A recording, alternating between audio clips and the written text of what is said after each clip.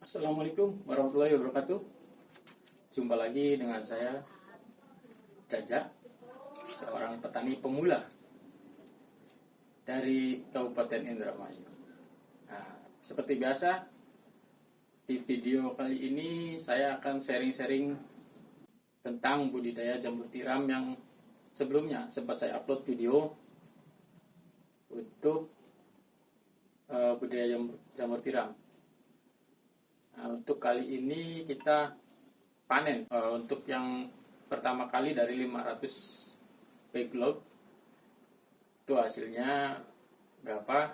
Jadi kemarin itu kita beli backlog baru banyak 500 backlog dan ternyata nggak tumbuh-tumbuh.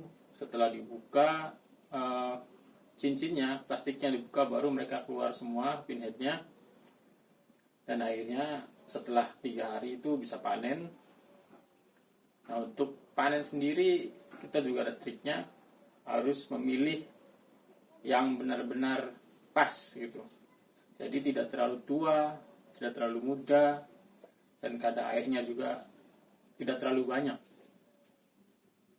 Sehingga untuk daya tahan jamurnya pun akan lebih bagus, itu lebih awet untuk dipasarkan, dikemas.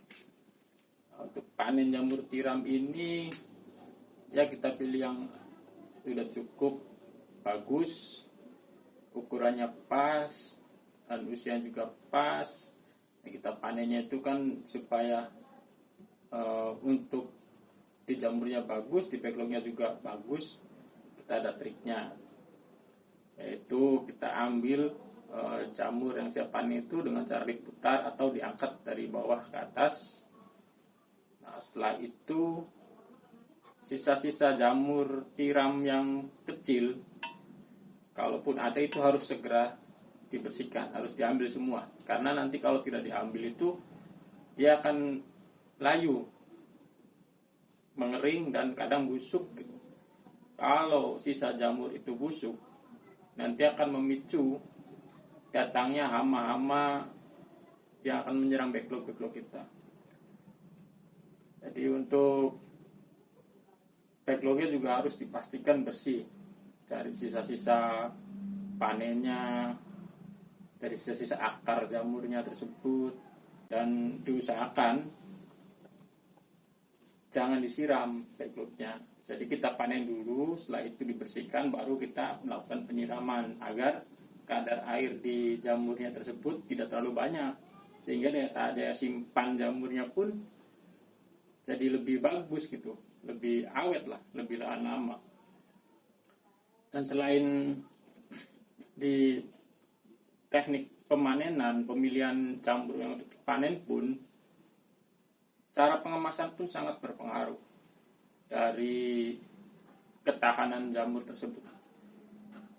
Biasanya kita itu sebelum kita kemas jamurnya, kita terutama bersihkan akarnya dulu. Setelah itu diangin-anginkan beberapa menit, ya setengah jam lah mungkin, atau kalau kadar airnya terlalu basah kita bisa sampai 1 jam bahkan.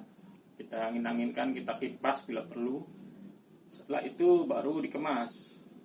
Nah, teknik pengemasannya pun kita pakai sealer, disil, pakai plastik yang variatif sih, tergantung target pasar kita mau kemana. Untuk pemasaran saya itu udah berjalan ya ke user langsung gitu, ke rumah-rumah tangga, ibu rumah tangga langsung, bahkan juga ke pedagang-pedagang sayur. Kita titip, sistemnya titip. Nah, kemasannya ini variatif. Kalau untuk yang mereka, untuk konsumen kita untuk menjual lagi dalam bentuk olahan seperti jamur crispy atau untuk lauk pauk, pepes itu, kita kemas sesuai pesanan. Jadi pakainya kuantitinya kilo, berapa kilo mereka pesan 1 kilo, kita bungkus 1 kilo, 2 kilo juga kita bungkus 2 kilo. Tapi untuk ke user langsung, ke rumahan, biasanya kita kemasnya itu per 150 gram.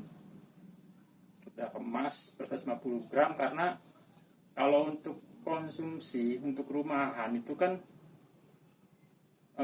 mereka biasanya untuk langsung dimasak, tidak disimpan. Jadi kalau 1 kilo mereka kebanyakan, maka kita bikin kemasan yang kecil, kemasan yang untuk konsumsi langsung lah istilahnya, untuk ke end user. Jadi mereka pun membelinya porsinya pas gitu. Kalau untuk dimasak, mereka 1 bungkus, 2 bungkus dengan harga juga yang relatif lebih murah gitu, lebih terjangkau, sesuaikan dengan kebutuhan-kebutuhan dapur mereka. Jadi kita bikin kemasan yang ekonomis, kemasan yang lebih terjangkau buat mereka.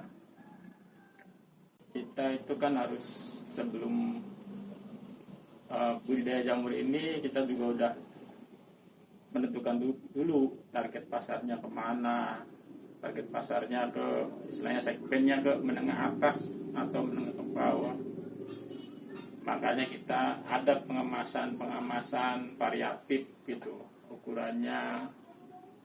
Dan terus juga kemarin itu hasil panennya cukup lumayan banyak. Untuk pertama kali panen dari 500 backlog itu kita dapat 5 kilo.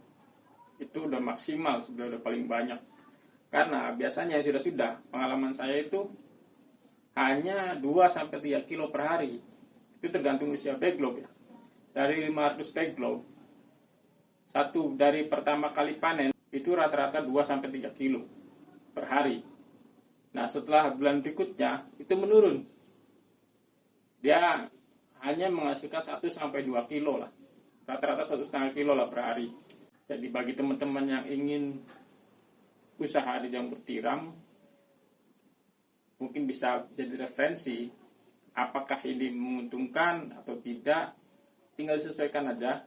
Modalnya berapa, harga backlog di tempat teman-teman berapa, harga jualnya juga berapa per kilonya, mau ditargetkan harga berapa, 3 kalikan saja selama biasanya 3 bulan ya. 3 bulan itu usia produktif lah. Budidaya jamur tiram pun saya juga baru memulainya kurang lebih sekitar 6 atau 7 bulan lah. Jadi belum lama. Saya juga masih pemula, masih baru belajar. Makanya setiap kali video yang saya upload itu tujuannya untuk sharing aja. Untuk sharing pengalaman kami di budidaya jamur tiram maupun di hidroponiknya, karena saya hanya menyampaikan apa yang saya alami. Jadi berdasarkan benar-benar pengalaman yang kami lalui gitu, dalam bertani ini di budidaya jamur tiram, budidaya hidroponik, dan juga pertanian padi. Mungkin pasti berbeda-beda. Makanya kita sharing aja di sini. Saya mau sharing pengalaman saya, dan mungkin teman-teman juga ada pengalaman di jamur tiram yang mungkin saya belum tahu. Bolehlah kita saling tukar pengalaman. Silakan tulis aja di kolom komentar tentang tips-tips budidaya jamur tiram ini yang lebih baik seperti apa. Silakan di-sharing ke kami masukan-masukannya untuk kami juga jadi lebih baik lagi dalam budidaya di bidang pertanian. Dalam hal ini khususnya jamur tiram. Baik, terima kasih teman-teman yang sudah selalu support channel kami. Kami hanya minta doa dan dukungan dari teman-teman agar channel ini terus berjalan, agar saya tidak malas-malasan buat konten, agar saya tidak malas-malasan untuk terus sharing pengetahuan saya di bidang pertanian para teman-teman semua, agar menjadi, insya Allah menjadi manfaat buat kita semua. Baik, itu saja teman-teman. Terima kasih telah menonton video ini. Selalu semangat untuk bertani. Jangan takut jadi petani. Terus semangat. Wassalamualaikum warahmatullahi wabarakatuh.